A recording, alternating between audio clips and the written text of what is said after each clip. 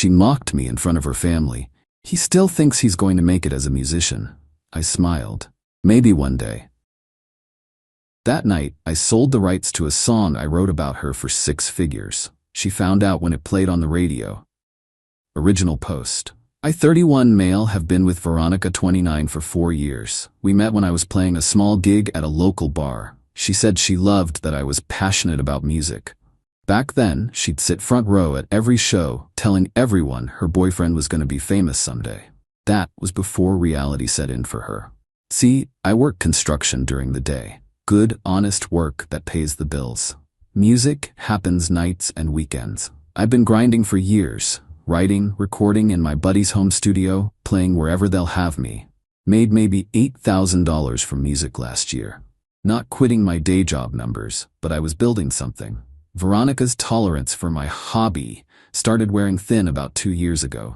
The eye rolls when I mentioned a new song, the sighs when I had a gig, the "can't you just watch TV like a normal person" comments. Last month was her sister Natalie's engagement party. Big fancy affair at her parents' country club. I'm there in my only suit, trying to make small talk with her dad's golf buddies. Her uncle Richard, few drinks in, asks what I do. Before I can answer, Veronica jumps in. He works construction, she says, then adds with this little laugh, he still thinks he's going to make it as a musician. The whole table goes quiet for a second. Her mom Patricia smirks. Her dad Harold shakes his head. Her sister's fiancé, investment banker type, actually snorts. How old are you again? Richard asks. 31, I say.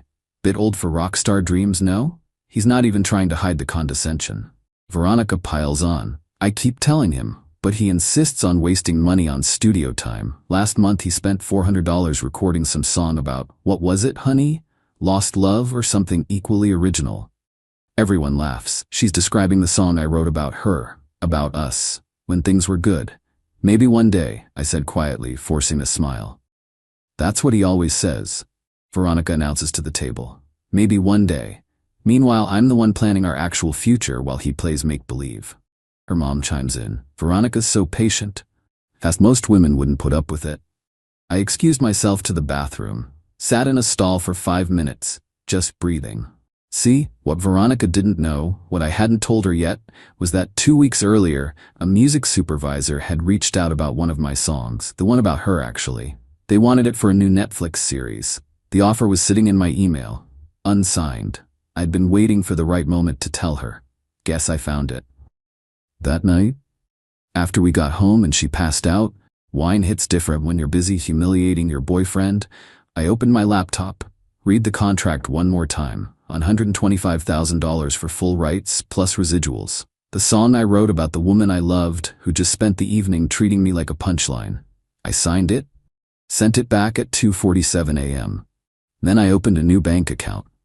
Just mine. Update 1, it's been 3 weeks since the engagement party. The check cleared 2 days ago, $87,500 after taxes and fees. Still haven't told Veronica, but something interesting happened yesterday.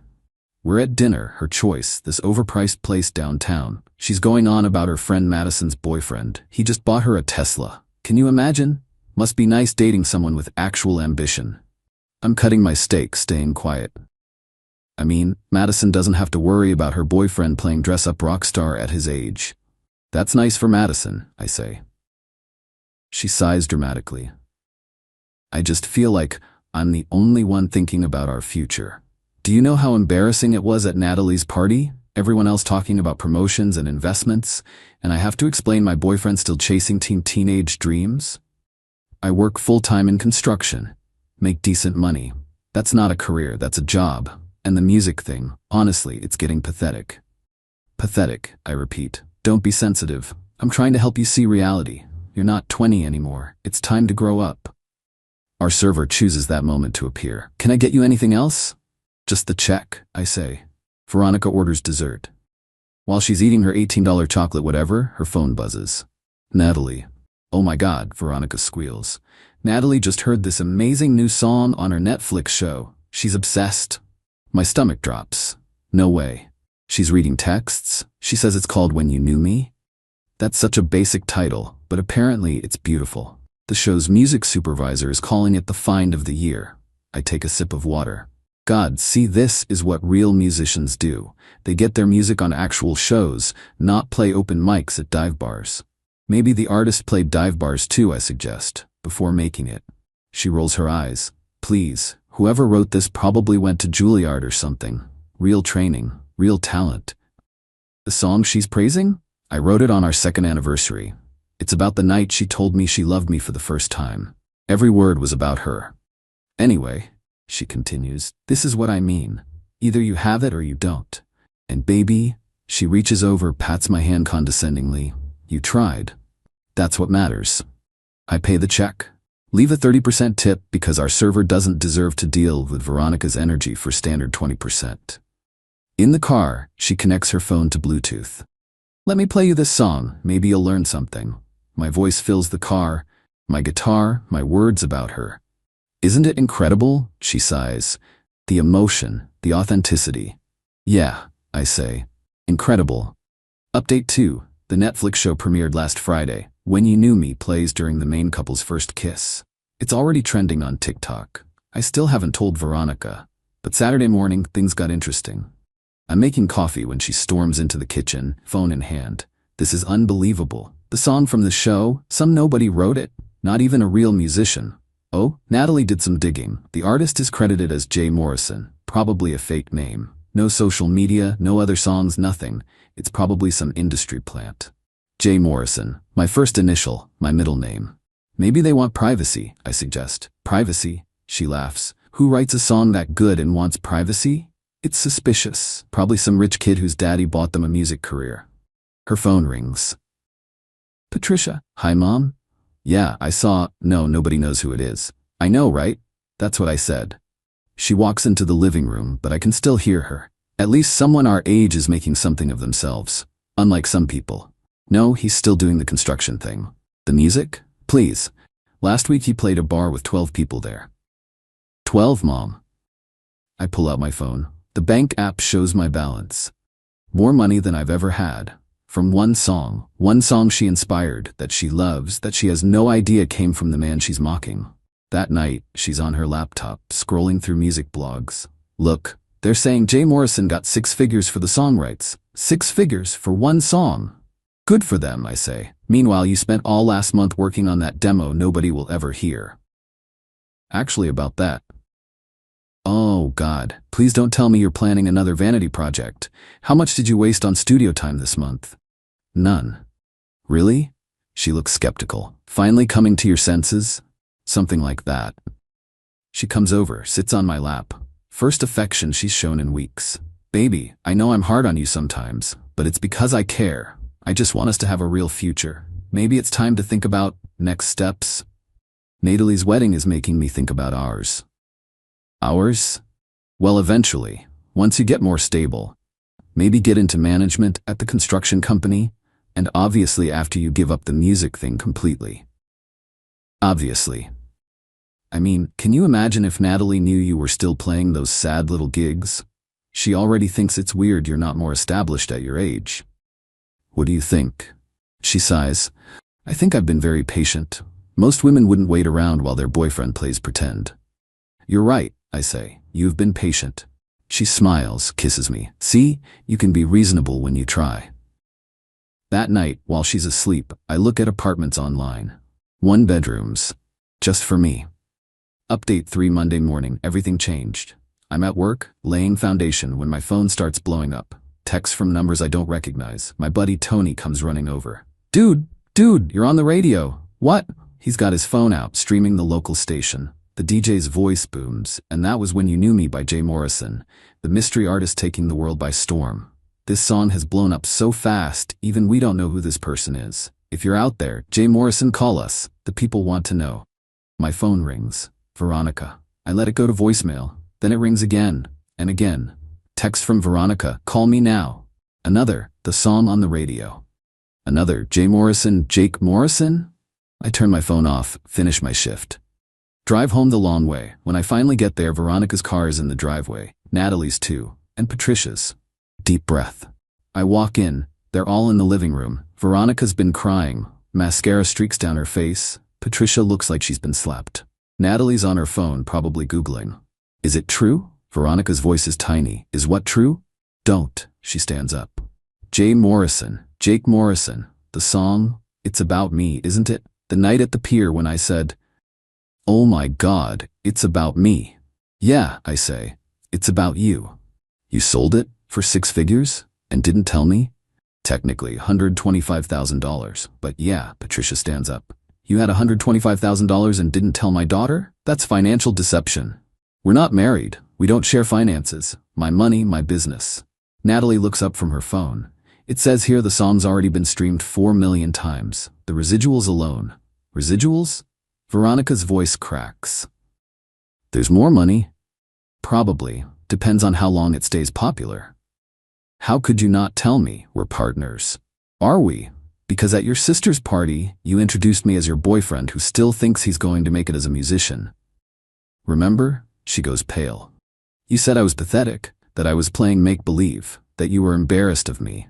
I was trying to motivate you by humiliating me in front of your entire family? Patricia interjects. She was being realistic. Nobody makes it in music. I just did. Silence. Natalie breaks it. So, you're rich now? I'm comfortable and single. What? Veronica screams. You can't break up with me. I supported you. You mocked me, publicly, repeatedly.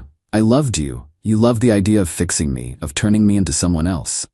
She's full-on sobbing now. The song is about me. I deserve half that money. I actually laugh. What? Patricia steps forward. She's right. That song is about Veronica, her story, her moment. You profited off her. I profited off my own talent, writing about my own experience. We'll sue, Patricia threatens. For what? Writing a song about my own relationship? Good luck with that. Natalie, ever practical. Mom, he's right. There's no legal claim here. Veronica turns on her sister. You're taking his side. I'm not taking sides. I'm being realistic. Get out, Veronica screams at me. Get out of my house. Your house? I pay half the rent. I'm on the lease. I'll call the cops. And tell them what? Your boyfriend sold a song and you're mad about it? She collapses on the couch, defeated. Then quieter. Where will I go? That's not my problem anymore. Patricia gasps. You're kicking her out? No, I'm leaving. Lease is up in 2 months. She can figure out if she wants to stay or go. I head to the bedroom, start packing. Veronica follows. Please. Jake, please. I'm sorry, I didn't mean those things. Yeah, you did. I was embarrassed. My family kept asking when you'd grow up, and instead of defending me, you joined them. I'll change. I'll support your music. Now you'll support it? When it's profitable? She grabs my arm. We can use the money for a wedding, our future. I pull away. There is no hour anymore. You wrote that song about me, about us. You loved me. I did. Past tense. That song is about who you were, who I thought you were, before you showed me who you really are. I zip up my bag. This is cruel, she whispers. You're being cruel. No, cruel was letting your family laugh at me. Cruel was calling my dreams pathetic. Cruel was being ashamed of who I am. I leave, check into a hotel, turn my phone off again. Update 4, it's been 5 days since I left. I turned my phone back on this morning. 89 texts from Veronica, 31 missed calls, 14 voicemails. Selected highlights. You're a liar and a fake, using me for your stupid song. Please come back, we can work this out. I'm keeping all the furniture. I love you. I've always loved you. My lawyer says I have a case. I'm sorry, please just talk to me. You owe me. 4 years together. Also 23 texts from Patricia, ranging from threats to negotiations to offering me her blessing to marry Veronica if I come back. But the interesting ones were from Natalie. Jake, I'm sorry about everything. For what it's worth, I always liked your music. Veronica's having a meltdown. She called into work sick all week. Mom's enabling her, saying you're the villain. But honestly, she brought this on herself. Congrats on the song. It really is beautiful. And then yesterday, heads up, Veronica's been posting on social media. It's not good. I check Instagram. Veronica's public account, usually full of selfies and brunch pics, now has a series of posts. When someone you loved and trusted betrays you for money. 4 years of supporting someone's dreams just to be thrown away when they make it. He wrote a song about me and didn't even tell me it was being sold. Now he's acting like the victim. The comments are mixed. Some friends rallying to her side, but others, not so much. One comment stands out from someone named Derek. Didn't you mock him for being a musician at Nat's party? Multiple people heard you, Veronica's response. That was taken out of context. You literally called him pathetic. I was there. She deleted Derek's comments, but screenshots were already circulating. Then this morning, a new development. Email from Netflix's music supervisor. Mr. Morrison, congratulations on the success of When You Knew Me. We're interested in featuring more of your work. Do you have other songs available? We're particularly interested in exclusive rights to your catalog for our upcoming series. Budget is substantial. Please contact us at your earliest convenience. Substantial budget. For my catalog. The catalog Veronica said was worthless. I'm meeting with them tomorrow, in person. They're flying me out to LA. But first, I need to handle the apartment situation. I text Veronica. I'll come by tomorrow at 2 p.m. to get my equipment and remaining clothes. Please don't be there. Her response is immediate. We need to talk, please. Just give me 5 minutes. No. You can't just end 4 years without a conversation. Watch me. I'll be there when you come. You can't avoid me forever. Then I'll bring witnesses. Witnesses? For what?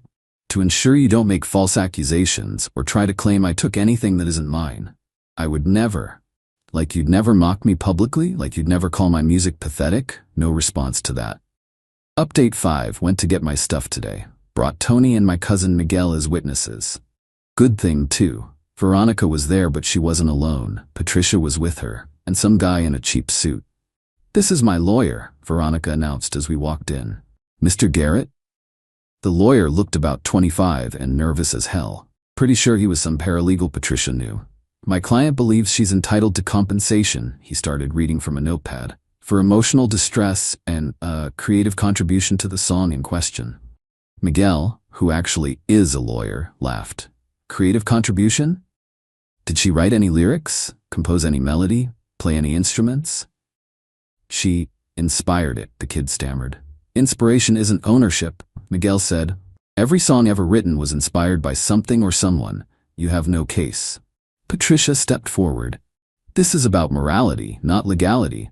He used my daughter. Your daughter used me as a punchline, I said, starting to pack my recording equipment. For years. I supported you, Veronica cried. Emotionally, that has value. You're right, I said. It does, about $0, which is what you contributed financially to my music career. I came to your shows. When? You haven't been to a single gig in the past year. I was busy, but not too busy to mock me at every opportunity. Tony and Miguel helped me load my guitars, interface, microphones, all the gear I'd bought with my construction money, while Veronica called it wasting money on toys. As I was packing the last box, Veronica pulled out her phone. If you leave, I'm posting this. She showed me a video. It was her, crying, with the song playing in the background. My ex-boyfriend wrote this song about me, sold it for 6 figures, and left me with nothing. I supported him for 4 years, believed in his dream when no one else did, and this is how he repays me. Please share this so everyone knows what kind of person Jake Morrison really is. Post it, I said. What? Post it. Tell the world. In fact, mention that I'm Jay Morrison. Give me the publicity. She blinked, confused. You think this makes you look good? I continued. Crying over money you're not entitled to? For a song about a relationship you disrespected? People will take my side. Some will. The ones who think being in proximity to success entitles them to a piece of it. But anyone with sense will see the truth. Patricia grabbed the phone. We'll ruin you. Miguel stepped in. Actually, if you post defamatory content about my client, we'll pursue legal action. And unlike your paralegal here, I actually know what I'm doing. The fake lawyer went even paler. I grabbed the last box. Post whatever you want. I've got a flight to catch. Flight? Veronica's voice went up an octave. Where are you going? LA. Meeting with Netflix. They want more of my music. Her face crumbled. More? How much more? All of it. Every song I've written. The songs you played for me? The ones I said weren't good enough? Those exact ones. She lunged forward, grabbing my arm. Please, Jake, please. I was wrong. I see that now. Your music is amazing. I always knew it. No, you didn't. I was scared. Scared of being poor, of struggling. My family put so much pressure on me. And you folded. Every time. I'll stand up to them now. I'll tell them they were wrong. Too late. Patricia tried one last time. You're making a mistake. Veronica loved you. She stayed with you when you had nothing. I had something. I had talent, passion, and drive. She just couldn't see it until it came with a price tag. We left. Veronica was sobbing. Patricia was threatening to call every media outlet she could think of. The paralegal was probably rethinking his career choices. In the car, Tony said, "Dude, that was brutal." "That was 4 years overdue," I replied. Final update. It's been 3 months since I walked out of that apartment. Time for one last update. The Netflix deal went through. Not just for one series, but 3. They bought exclusive rights to 15 of my songs for $1.2 million total. The news hit the trade publications last week. Mystery musician Jay Morrison signs 7-figure deal with Netflix. Veronica found out when everyone else did. She tried to contact me through my manager. Yeah, I have one of those now. Left a message saying she wanted to apologize properly and discuss reconciliation. My manager, bless her, responded that Mr. Morrison is not accepting personal communications at this time. But the real kicker came yesterday. I was having coffee at a spot downtown when Natalie walked in. She saw me, hesitated, then came over. "Jake? Hi. Natalie? Can I sit, just for a minute?" I nodded. "I wanted you to know, Veronica's not doing well." "That's not my—" I know, not your problem. I'm not here to guilt you. She brought this on herself. We all did, really." "How do you mean?" She sighed. "The family dynamic. We always mocked anyone who didn't follow the traditional path. Doctor, lawyer, banker. Anyone creative was seen as less than. Veronica absorbed that. She loved you in her way, but she was embarrassed because we made her feel like she should be.